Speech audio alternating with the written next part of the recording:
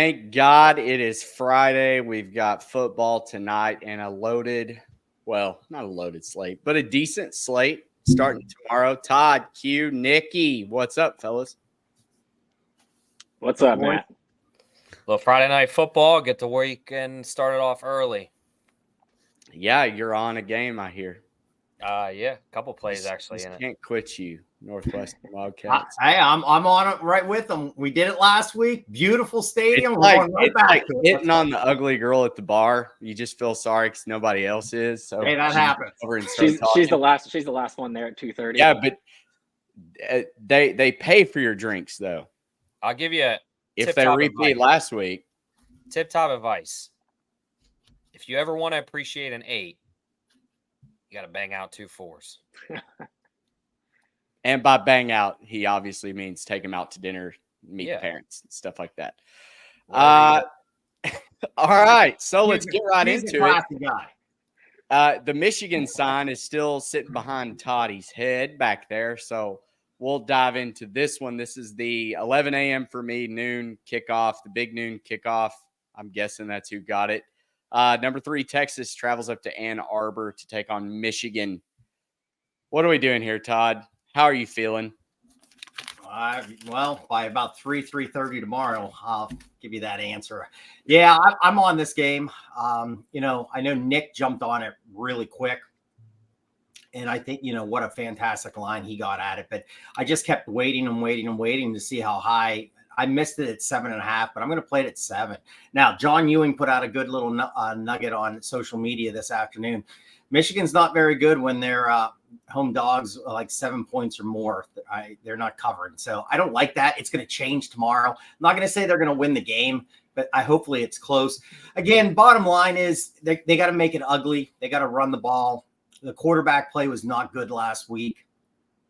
Orji, again, I think, only threw, one pass for a touchdown, but it wasn't very good. They ran him a lot. The other guy, we got to see what he can do. I wasn't very impressed. The defense is legit. If they can make it ugly, I think we have something here, but we'll find out. Well, but as my dog barks. Here's the problem, though, is you can't really rely on anything that Jim Harbaugh did at Michigan to even put weight into how they are at home against the spread, whatever. I'm sitting here trying to find a parallel to when the last time they started over with a new coach, new quarterback. Orji didn't look great. I don't know how they're going to be able to throw, especially against Texas defense, which I know everybody talks about the offense in Quinn Ewers, but Texas defense is pretty good too. As you see, the defensive success rate ranked 18th in the country. For me, I liked the under. It's gotten too low now. I really don't want any part of it, but I kind of am leaning towards Texas may win this one in a blowout. It's probably not what you want to hear, Toddy. But no, and the one more thing before I let the other guys go, they got to get Edwards. He had a really bad game. 11 carries, 27 yards. Mullins, the backup, played a lot better. Ran last year 15 carries, 92 yards. So they got to get that going. We'll see. It's just if the Michigan quarterbacks can make some plays, run the ball, establish the run, maybe take some play action, make some plays. I think the defense will keep us in the game. Hopefully they cover. Hopefully they pull the win off, but I'm not going to be too greedy here. Nick, what are you doing? Yeah, like Todd said, I was lucky. I got Texas at -2.5 on Hard Rock Saturday night. I put in our Discord. So anybody who is in our Discord, it's the kind of place to be as soon as we make bets. If we see something that we see an advantage in, or a line we think is going to move later in the week, we put it in there as soon as we bet it. So it's a great place. Hopefully people took that because, even I didn't think it was going to get up to 7.5. So getting it at 2.5 now makes me look like a genius. So I'll take it. But, yeah, I still think I like that play. I don't think I would touch Texas at 7 or 7.5. I don't know if that's there anymore. But, yeah, kind of just to say what Todd said, Davis Warren was the one doing most of their passing plays. Did not look very good. Didn't look very comfortable. Then they would bring Alex Orji in, and it was almost a guaranteed run play. So it just looked very awkward against a defense in Fresno State that is much worse than Texas's defense, who obviously, as we mentioned on Tuesday's show, cost me money by shutting out Colorado State, who honestly, Colorado State's quarterback is better than both Michigan quarterbacks. So, I think Texas wins this game. I'm glad I got it at 2.5.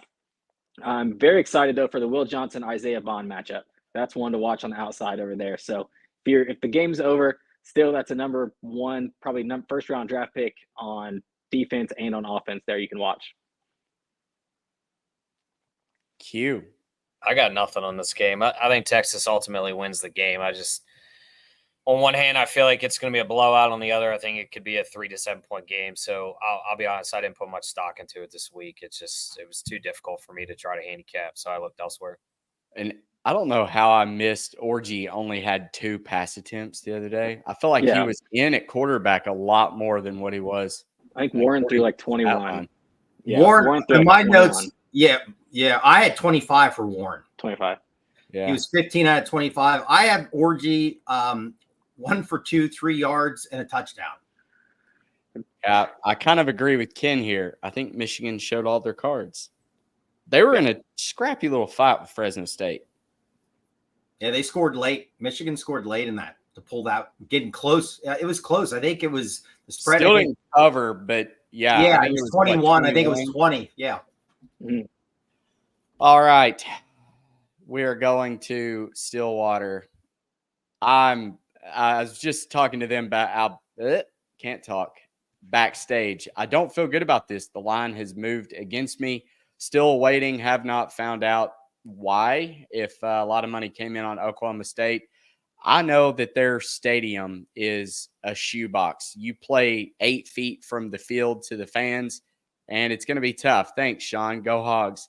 I don't feel as good about it now, just because of the unknown of what's going on. But I said it on Jeff's show. And I said it on the preview with Kyle Kerms. Arkansas, this is a team where they're either going to win outright, which they probably have no business doing, or they're going to lose by 40. And I think you're going to figure it out pretty early on. I'm banking on the former. I think that they could win this game outright, assuming everyone is healthy. We need Landon Jackson, defensive end, to play. And we just had one wide receiver quit the team, but he was not getting enough reps. He only got 8 snaps against UAPB, so it's not really a loss. Andrew Armstrong was our leading receiver returning. He is back tomorrow. So I think Arkansas, if they can find a way to get it into a shootout, they'll be fine. Not really impressed with Alan Bowman, and Ollie Gordon had less than 4 yards of carry against South Dakota State. So I feel like if we can contain the run, make Bowman beat us, he won't be able to. So that's ultimately why I'm on the Hogs. Whoever. Yeah, you better be on them. Yeah, I mean, you took every bet I think they get offered. Yeah. Yeah, all correlated. First quarter over 13.5. I just feel like the scripted drives are both going to be able to drive down the field. Team total, I think I got 26.5. I would be shocked if we don't score at least 4 touchdowns. And the first half plus 4.5 in the game, I took money line and the plus 7.5. I think that's it. Is that 5? I'll go with my X factor for the Hogs. I think they have to get their tight end, Luke Haas, involved. I think you got to open the passing game with him. Not only just the passing game in general, but kind of make them respect their tight end position. He's a stud up until he got hurt, or at least he's got a lot of promise. It's going to open up those wide receivers. Oklahoma State, I think the X factor is the defense. If you can just play average defense in comparison to what you did last year, I think they're in this game. Matt mentioned, it's a tough place to play. They're literally, the fans are sitting on top of you. That's something that there's not many SEC stadiums that are like that. I would say 2 of them, or at least one of them, is a swamp. You're only, it's like a 5-foot fence, but everywhere else is a pretty large stadium for that fact. So it's a little bit different environment. With that being said, not only is Oklahoma State's X factor their defense, if you're Mike Gundy, you just have to tell Alan Bowman, don't throw interceptions, just protect the ball, and we'll get out of here with a win. Because, even though Ollie Gordon had under 4 yards rushing last week, he still put up good numbers. Personally, I don't think anybody's going to stop him. Everybody knows he is that offense, and he still can't be stopped. All of last year, obviously, this past week they had, and frankly, I don't think Arkansas is going to stop him either. I don't think there's many defenses in the country that could truly stop him. So at the end of the day, if you're Arkansas, make Alan Bowman throw the ball. If you're Oklahoma State, just not turn the ball over and play average defense. I think they can win. Nick? Yeah, I took the over in this game. Basically everything that you guys said. I do expect both offenses to kind of make this a shootout, and that's also because I don't trust either defense here in this matchup. So yeah, I think that the total there at 61.5. I think I could see Oklahoma State getting to 40 and Arkansas getting to 30. Like, that's not out of the realm of possibility for me, and that's 70, so that's way over the total. So that's kind of how I played it. And Toddy. Yeah, I would go, I don't have anything on this, just in my notes. It's tough. Arkansas played Pine Bluff last week. I mean, really good numbers running the ball. Defensively, they can stop the run. I have a little note, question mark in the secondary. Keep an eye. Man, that guy's been around forever, hasn't he? Seems like 7 years. 7 years. Okay. I was going to say, like, he could be a doctor here very soon. Okay. So, against a good South Dakota State team. They had a 29-game winning streak, and they took care of business, winning 44-20 last week. Bowman did throw 3 touchdowns. I kind of go with what everyone has said. I think this one's up and down. I think this one is over. I think both teams can score. I have the big question mark on the defenses here. So I think Gordon will get his numbers on the ground.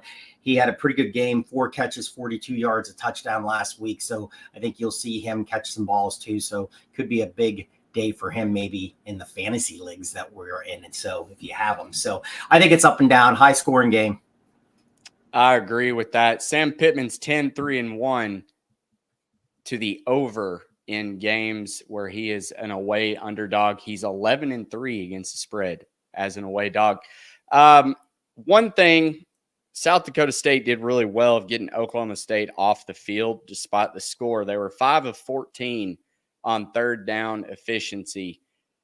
That is going to be, for me, the key to the game. Can we get Oklahoma State off the field? I mean, obviously, that goes without saying. You make them punt, you've got the ball in your hands, which is where you want it. But Mike Gundy's offenses are always good. I think it's going to be a lot of, you can look at the stat line at the end, and whatever team had the most punts probably lost. Ken corrected himself. He said, I meant didn't show all their cards. Well, that's where I'll disagree, because I think Michigan was kind of playing with their food a little bit, got a little scared, and had to show a little bit more of their cards than they wanted to against Fresno State. But then he said, what are your thoughts on Syracuse +3 versus Georgia Tech? Like it. I'm not on it, but that's one of my leans. It's going to be a shootout, I think. Yeah. Yeah, I saw Chris Felica, the Bear. He was on Syracuse because he wanted Georgia Tech to prove it to him. Maybe Florida State's just really bad, and we're giving them too much credit. Yep. I would stay away from it personally. I do. That was a game I was looking at, but I did put that. I did one teaser last week, which was a big loser, but I'm going one more teaser this week. And that is my game. I have Syracuse up, and I also matched it with Army. I think Syracuse can win that game outright. And Sean said an idea for next week. Can we do survivor picks? Yeah, but we need like stipulations. Back to the Tech thing. Like, what are we comparing Georgia Tech to? Because we're going from Paul Johnson's triple option era to, they're trying to reform an entire offensive, style roster. Like, I think they're making really good strides. They essentially steal away Texas A&M's what we thought was going to be their defensive coordinator, the guy from Duke. I think this team is actually on the rise. I mean, the defense played well. Listen, Georgia Tech and Florida State athletes, there's obviously a huge gap in talent on paper. Yes, is Florida State bad? Yeah, they are. But compared to Georgia Tech, they should beat the brakes off them. So I think it's a combination of Georgia Tech being better than what, they have been in the last 20 years since Calvin Johnson was there, but also, maybe Florida State being down.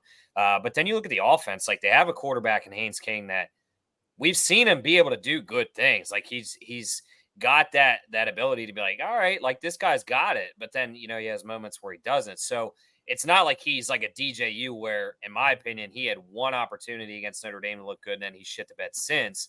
Haynes King showed us he can do it. on multiple occasions. Great running back. They've got is it Singleton, I believe, the receiver. Like he's pretty solid. They have another receiver. Like I think they're getting better. Same with Syracuse. Like Syracuse has some decent teams from time to time. Obviously, they get Kyle McCord. Like I think this is actually a good game. I think both teams are on the rise, given their respective rosters and playing in this game. Like I think it's going to be a shootout. I think it's going to be one of the better games of the week to watch. There you go, Ken. That was a really good breakdown. Yeah, real quick. I mean, it was both teams were teams I was eyeing up for the win total over. I like Georgia Tech win total over Syracuse too. Georgia Tech, though, one of the harder schedules if you look at their schedule, and I think it was ranked, so that I kind of stayed off it. But yeah, I was high on Syracuse. I think they're going to have a good year. The website has Georgia Tech a minus 3.29 favorite. It's right there, dead Sure, eye. Right there at it. All right, the one that I know everybody is really excited. Bring your lunch pails because we've got hard work going down in Iowa. The Cyclones take on the Hawkeyes in what will be probably a game not many people watch. You may just check the box score. But Iowa put up 40 points last week. Are we buying into the Hawkeyes to repeat their double-digit win season again and getting that elusive Iowa State victory? Yeah, Todd? Oh, sorry. Todd looked like he was really excited. Oh, well, Yeah, okay. go ahead, Smitty. You can go, but I'll jump in here. Yeah, this is Tim Lester came over as the offensive coordinator, and everybody was like, "Wow, they scored 40, stopped the presses, the offense was moving." But they scored, I think, 34 points in the second half, so it took them a little bit. McNamara, pretty good game, 251, 3 touchdowns, great defense. This team's always going to have a good defense. I looked at the history. I was 47-23 in this. Now, last time they played here, Iowa State did get a win. I think it's a lower scoring game. I do like this Iowa State team, but only 21-3 over North Dakota last week. Quarterback had pretty good numbers. Wide receiver had Noel had a big one, 8 for 135. I did play this one. I did go money line Iowa, and I put it in our little chat there. I got it earlier in the week. I like Rocco Beck. I know people were high on him going into the season. I leaned to Iowa State, but I'm not. I don't want any part. One more little note: 8-2 Iowa in the last 10 in the series. Sounds about right. I'm Nick? buying the hype. Oh, Q. Yeah, buying the hype. Sorry, Nick. I think again, Matt Campbell in big games. This is a big game. It's a rivalry. He shits the bed every time. Unless it's Oklahoma. That's about the only team that he kind of shows up for. Cade McNamara is the best quarterback we've seen in a long time in the Iowa program, in my opinion. Ferentz was suspended last week. Your head coach isn't there. Like, now you get him back. He's going to be obviously juiced, ready to go. Big rivalry game. It's at home. I know Parker obviously probably compares home field advantage into this formula, but that's a tough place to play. That's one of the harder stadiums. Like, the weather's bleak all the time. The fan base is there. You got the Children's Hospital right there. Like, that's just a wild atmosphere to play in. They just grind you out. And their offense, it seemed like the school kind of got fed up with those low-scoring games. So you bring in a guy who's supposed to revamp the offense. Yeah, 40 points. They haven't scored 40 points in a long time that I can remember. So I think until we see him revert back to that, which they could this week, but I think Iowa's the team to beat here. I kind of have it as a 21-17, 24-20 type game, which would be high scoring in this rivalry. But I do think their offense is going to start to score a tad bit more than we're used to. Yeah, hear me out.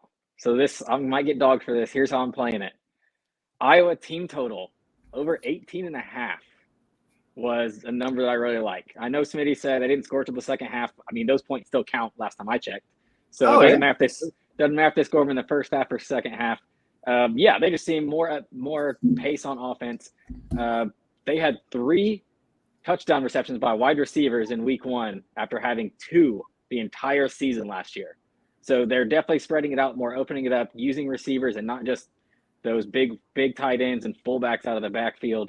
So I think I don't know if this number is going to be available the rest of the year, because I do think Iowa's going to kind of stick to this formula of let's have a little bit more offense, And I'm not saying they're going to score 35, 40 a game, but yeah, 18.5 right now that's just too low at home. I mean, I think even if they score 20, that's low. So yeah, this is very playable. 18.5, 19.5. I'm jumping on it right now with you. Love it, Q. I might jump in on that too. I mean, isn't it wasn't Cade McNamara? I know he's from Michigan, or transferred from Michigan. He was supposed to be like a really good quarterback, right? Like this was an upgrade for them over. And he had. I thought he was good at Michigan. I did too.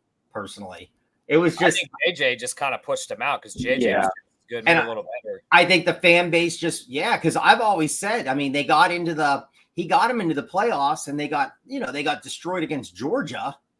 But I always said he got you there. He was the quarterback. I think it was the same thing. It was kind of like the same thing with Clifford and Adler at Penn State when we went up there. Clifford was playing and people just wanted him gone. Like they wanted, when Drew would come in the game, the place would go nuts because they wanted to change. I think it was the same thing with Michigan. I thought it was kind of disrespectful for a guy that was the quarterback that finally did get you to the playoffs. Yep. All right. Are we doing this community play? I mean, I'm already on it. Everybody going to get on Iowa team total over. I'll tell you what, if JJ wasn't there, Cade McNamara would have been loved by Michigan fans. Backup quarterback, most popular guy on the field. All right, Kansas, who's had their fair share of backup quarterbacks, unfortunately for Jalen Daniels, who can't stay healthy. But is this the year? Do they go in and beat the Fighting Brett Bielema Illini? This is a weird line. Why is it only 4.5? Yeah, Kansas I'm should be at least a touchdown, in my opinion. This is a trap game for me. Decent I mean, I say this on the Illinois comparison spectrum. Decent quarterback with Luke Altmaier. Like he can at least throw a football competently. Jalen Daniels, I mean, again, as long as he's healthy, they have Neal, decent receiver. Like they're going to be able to score points. The problem is, can Kansas stop Illinois? Even though I'm not high on Illinois, I'm even lower on Kansas's defense. So that'll be the telltale, and you'll see that in the first quarter if Illinois is moving the ball or not. That'll kind of give you an indication. But being on the road, only 5 points, like I thought it should have been kind of in that 10.5 range. I stayed away because I think they're begging you to take Kansas, and something weird's going to happen. Yeah, I didn't touch the spread or the total. I do have a play on this game though, just because I wanted to stay away from those numbers. I took Kansas money line with the Tennessee money line, was able to get -103. So that's kind of how I played it. Just because I do think Kansas wins this game somehow. I think Daniels is the best player on the field on both sides of the ball for either team. So I expect him to kind of pull some things out of the hat if needed at the end of the game. So I just think Kansas wins this. But like I said, avoid the numbers because this one could be super weird up there in Champaign. Yeah, stay away from me. It's just tough when you look at the numbers. Lindenwood, that's who Kansas played. I mean, who are they? And then Eastern Illinois. It just, it's, you look at the stats and you try to look and go, I agree. I'm not high on Illinois. You would have to think Kansas is the better team and that would pull away and win this game. But like you said, it is a weird line. So it's a stay away from me. All right, let's go to one. Hopefully we can urge a bet out of. Going to Charlotte as the Tennessee Volunteers take on NC State Wolfpack. Grayson McCall and the Pack did not look particularly great, especially in the first half of their game last week. 0-1 against the spread now. Nico Iamaleava looked very impressive. And, I mean, all I've heard all week, I feel like, is Nico Iamaleava is going to win the Heisman now. This is the best quarterback that Josh Heupel's ever had. And he may be right. This dude is a freak. But could they be overlooking NC State a little bit here? It's a big game, big stage for both. And I don't have the record in front of me, but I don't feel like Grayson McCall, while he does do well, he doesn't do great like when the stage is brightest. So, Nick, what are you doing here as a closet Vol fan? Yeah, Tennessee team total over 34.5. I was able to get that yesterday. I think it's 35.5 today, maybe still 34.5. Yeah, so if you look at these two opponents, we obviously saw bad Tennessee beat Chattanooga. NC State struggled with Western Carolina. So did a little digging. Western Carolina and Chattanooga are both ranked in the top 20 in the FCS. They're actually only power rated 2.2 points difference. So that tells you basically these two teams played almost the exact same team in week one, and we saw the difference. I think Tennessee is just flat out the better team here, and I know I was one that did the write-up for our guide for NC State. I'm still high on them. I still think they reached their team total that I know that a couple of us are on at 7.5. I just don't like this matchup. Grayson McCall kind of in his first big game as a big time like quarterback in ACC, neutral. So I think Tennessee fans, it's probably going to be 60-40 Tennessee fans in Charlotte, I would guess, because Tennessee fans are just psycho like that. So, yeah, I think Tennessee just a better team. And the tough part is Tennessee's biggest weakness is their secondary, but their biggest strength is their front seven. And NC State just couldn't block Western Carolina last week, and I think they're going to put so much pressure on Grayson McCall that he's not going to have a ton of time to get the ball to Casey Concepcion, who they're going to have to get 15, 20 touches to. But I just don't see that happening for them to keep up. Q. I think NC State's going to lose, but I think it's going to be closer than people may think. Like, I don't think they're going to lose by 17 to 21 points. I kind of see it in that 10 to maybe 14 points late. The reason I say that is I think Nico is certainly a star quarterback in the making, but this is his first big, quote unquote road test or neutral site test, whatever you want to deem it. NC you don't State's count Iowa? Huh? So you don't count Iowa in the bowl game? Put up 40. Not really.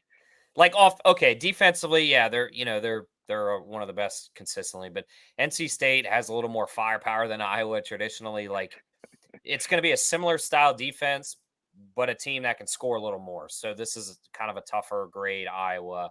I actually thought McCall looked semi-decent when the stage is on him. He didn't have many opportunities at Coastal. Coastal takes that high-profile BYU game when BYU was somewhat decent, and he played decent. Like, I think he's kind of going to be in a spot where he's not going to put up 350 yards passing because, again, I think they're going to kind of try to, Tennessee's going to try to lock Concepcion up, and that's obviously their main weapon, so it makes sense. But I think he's going to extend some drives with his legs because of that pressure Tennessee's going to create. He's going to have to move, and he's going to have to make them respect him. So I think it is going to open up maybe some running ability for Grayson, who we know is pretty solid at it. So I kind of have this at like a 38-24, like something like that. But I don't think it's going to be a blowout by any means, like some people are saying. Todd. Yeah, I like what Nick said. I like the team points. I think Tennessee's going to score. I think NC State will score too, but they struggled. I mean, they did. They were down. They had to really come back there. I think they scored 21 points in the fourth quarter to kind of take over that game. One stat, I put down and heard it through some other people to keep an eye on the Nico with the running, because the quarterback from Western Carolina ran for 75 yards. So if you can get Nico out there too, maybe running a little bit, add a little action to that. So, I mean, again, a lot of people I know in our little Discord, they like those player, bets. Keep an eye on the rushing total there, just coming off that. But it's a team that I think can just score a lot of points. And I think what Nick said too, they're just a better team. I really like the team point over. I think that's a great play. This one's kind of gone up now. What's it at now? What's the spread? The spread's almost 10. 10. Yeah. So it really 9, 10. Yeah. I mean, I wouldn't lay that, but I'd play the team points. I think Tennessee puts on a show though. All right. And another one I think could be a track meet. Boise State and Ashton Jeanty takes on Oregon, who kind of looked like they were asleep at the wheel last week, to say the least. They did not cover, despite Dylan Gabriel's really impressive stat line of 380 yards. Somehow attempted like 40-something passes. I don't understand. I guess if you're just flinging it out to a wide receiver on a screen. But Oregon was one of my best bets to win the national championship, and they did not look like championship caliber team. Do they get right this week and shore up some stuff on defense and get that offense clicking a little bit. I mean, Evan Stewart, Tez Johnson, Jordan James, they've got the elite makings of an offense, but they didn't show it last week for whatever reason. Is this the week that they take the lid off of it?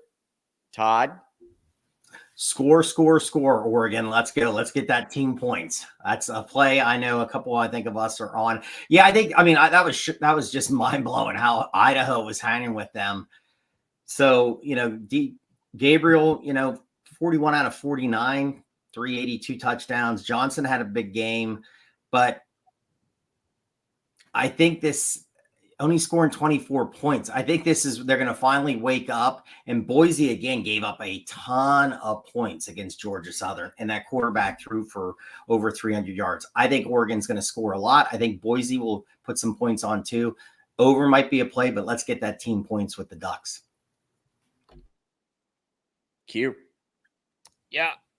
First off, you brought up a good point. You brought up the name Evan Stewart. I said it on our preseason show. I think he's a little overrated. He had 2 seasons at Texas A&M where he was this, you'd have thought Randy Moss was coming back into college football, type hype. You get where I'm going with that. But he hasn't lived up to, what people think he's supposed to be. He's the number 1 recruit out of high school. He's the number 1 transfer guy. He's in on Texas A&M, then he's out, then he's back in, and now he's at Oregon. This is Tez Johnson's team. Evan Stewart, like I said in the preseason show, he's overrated. So I think you're going to get less production than people realize from him. He's kind of second fiddle. But I think Dylan Gabriel, and I said it on East Coast Sports Show, I think his numbers, the yardage was there against Idaho. The touchdowns weren't. I think they correct that. I think that was kind of a wake-up call. I think Dan Lanning's a good enough coach to say, listen, we got the win, but that was unacceptable. We're not going to play like this. And then again, Boise State gave up 45 to Georgia Southern, who, is a similar team in Georgia Tech. They just got rid of the triple option to a passing offense. So that's pretty bad when you give up 45 to a new offense. But I also like your play, Matt, with the over. I think Boise State's going to be able to score in Oregon. It seems like when Oregon played a tough team last year, they were, they had the tendency to give up some points. And I think Boise, great quarterback, probably the best group of 5 team as of right now heading into week 2. So I think the over is definitely in play, as well as the team total. I really like it at 39.5 for Oregon. So I just want to say something with the wide receiver. He's on my 1 fantasy team. I actually had to look. I'm like, is this guy even playing? Did he get hurt? Did they yank him? Why is he not doing anything? And then I scored 200 and something points in the one, and I lost because the guy I played had the running back from Boise State. He was too far out on the line. Dylan Gabriel couldn't throw it past the slot receiver. Ashton Genty had averaged 11.8 yards per rush. Oregon allowed 5.3 against Idaho. And I went back and watched some of his tape. And this dude, it's not just up front. He can create in the open field too. So if Oregon doesn't wrap up, he's going to get his. Much like Ollie Gordon probably will too. Mm-hmm. Nick, what are you doing here? Yeah, I got the team total as well. I know all 3 of us are on that. For me, it does kind of take out that Ashton Genty kind of chance of, does he actually get shut down because he is Boise State's offense? And maybe Oregon, as we all mentioned, should have a pretty good defense this year. If they load the box and take away him, is Boise really going to be able to get to that kind of 24-point mark where you need them to hit the over? So for me, I'm taking that factor out and just going to go with the Oregon team total. You guys mentioned kind of they struggled last week. They had Lanning's master motivator. I'm sure that pissed him off, only winning by 10. So I think they show up. This is a much bigger game for them just because at Boise State, obviously more of a national type team. We mentioned maybe the best team outside the group of 4. So I think he gets them ready to play. And I don't think he takes his foot off the gas either, just because I think they were a little bit embarrassed of how last week went. And I think that Idaho team plays Wyoming. I don't know what the spread. I haven't looked at that, but that Wyoming team did not look good. No. And Evan Svoboda, everybody was comparing him to Josh Allen. I bought into it. It's absolutely terrible. I think it's just because they both wear 17 at Wyoming. All right, pick'em contest standings. Not a whole lot here. 2-2-2. We will update this as we move along. But Q, dive into your best bets for the card this weekend. Yeah, we just touched on the over 39.5 for Oregon, so I don't need to rehash that. Again, I think the next play, the Duke Northwestern money line is just going to be a dog fight. It's a weird stadium to play in. It's a night game. Duke doesn't have Mike Elko or Riley Leonard or their defensive coordinator. I know it's Manny Diaz, who's one of the best defensive coordinators college has seen for many years. He hasn't quite figured it out as a head coach, in my opinion. There was a lot of expectations in Miami that he failed to live up to. Northwestern has a decent defense. They're not an Iowa by any means, but they're good enough to, I think, win this game on an ugly Friday night, kind of in that like 17-13 range again. I really like them at home. And then Beautiful. Utah, again, you get Keith back, monster when he's healthy, Cam Rising, like 13th year senior. You know, they kind of were on cruise control and scored at will last week. Another stout defense that Dave Aranda is going to have to try to figure out, who Dave Aranda is kind of on the hot seat for himself down there in Waco. And as long as Keith and Cam Rising stay healthy in this game, I think they at least win by 14 points. All right, I'm going to hop into mine. The segue of Baylor, Blake Shapen, Mississippi State +5. I really like what Jeff Levy's team looked like the other day. I'm not completely sold on Arizona State. This is a weird line at being 5. I don't really give Arizona State just a huge benefit on being at home. It is weird that it's a Big 12 versus SEC showdown out in Arizona. Make it make sense. Shapen looked sharp, 15 of 20, 247, 3 touchdowns +1 rushing. I feel like we're just talking about 2 different comparisons in playing styles and just the athletes on the field. And not to talk bad about Arizona State because they produced Jaden Daniels, who went on to transfer and win the Heisman at LSU. But I've just got to believe that Mississippi State's got the better athletes on this. So I'm going with them. Also on the over. And then my best bet, which very hesitant now, Arkansas +10. Just need the Hogs to cover, but I think they could win outright. Nick, roll with yours. Yeah, we already discussed the Tennessee team total over as my best bet. The next one, South Alabama versus Ohio. Took the over 56.5 here. This game should be this total should be in the mid 60s, if not upper 60s. I mean, South Alabama versus North Texas had 90 points involved and 1,100 total yards. Ohio and Syracuse combined for 60 and 900 total yards. South Alabama's defense was good last year. Don't let that fool you. Their head coach went to be the DC at Alabama now, took a huge pay upgrade. So even though his title went down, his money definitely didn't. So he left. Their defense looked atrocious against North Texas last week. They have nobody that can create pressure. They can drop back 45 times and got 1 sack and 1 quarterback pressure. That's hard to do. Like sometimes defensive linemen accidentally stumble into a quarterback and get pressure. So only getting 2 of those is tough. And then Ohio gave up 354 and 4 to Kyle McCord and Syracuse last week. So South Alabama's offense is always good. This game should be very high because this also South Alabama ran in the 2nd most plays in the country last week, and Ohio ran the 21st most plays in the country last week. So they both play up tempo fast. So no matter, even if there's a blowout one way or the other, the points are going to happen. Colorado, Nebraska over. This one kind of speaks for itself. I think this number is a little bit low as well. With the 2 quarterbacks involved, Dylan Raiola and Shadur Sanders, this has a potential to kind of fly over this one way or another. I don't like a side either way. I think this is being Dylan Raiola's first ever like big game. I know he's at home, but it's still going to be a loud crowd playing in front of 90,000. And Shadur Sanders can handle that. We've seen that in the past. So I don't see how anybody really gets shaken up too badly. Don't trust either defense here, but I trust quarterbacks. And I could see something like Shadur Sanders even bringing him back because Deion wants that cover. And so even if he does it late, they're going to find a way to score in the 4th quarter. So I could see that being how we get over the total here. Yeah, that was one of my other bets that I struggled. I was going to put it on here, but then you had it. So I just stayed off. But I am on Colorado +7.5. Deion Sanders 6-2 against the spread as a dog. Love it. love the spot. Travis Hunter is going to show out again, probably get a pick or two against Dylan Raiola, as much as everybody likes to compare him to Patrick Mahomes, who also threw a pick last night. Smitty.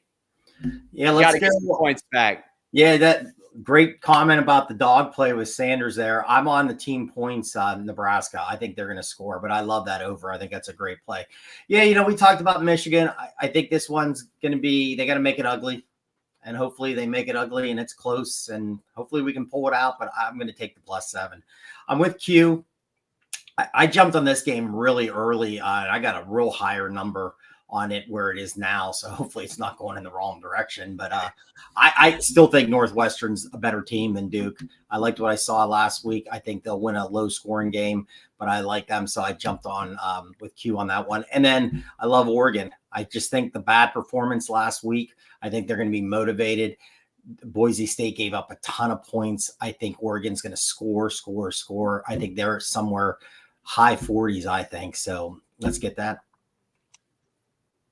All right. That closes us out. You guys have any other games y'all want to talk about?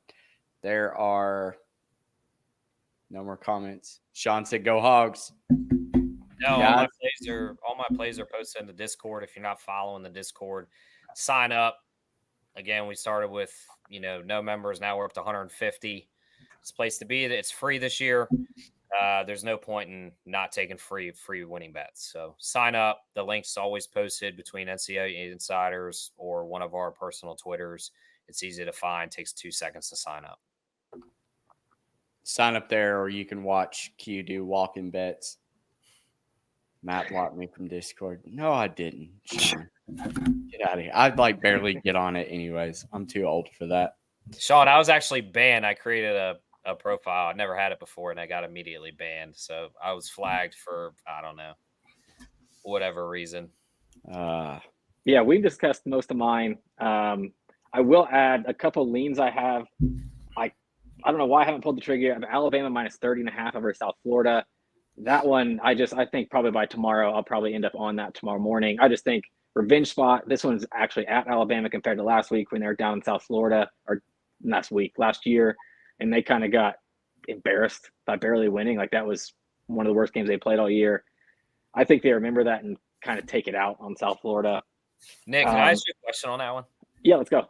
So, I see where your head's at, and I don't disagree, but can that be considered a revenge spot without Saban being there? Yeah, because it's still quarterback still there, and he remember he got benched during. Yeah, he got benched during that game. Yeah.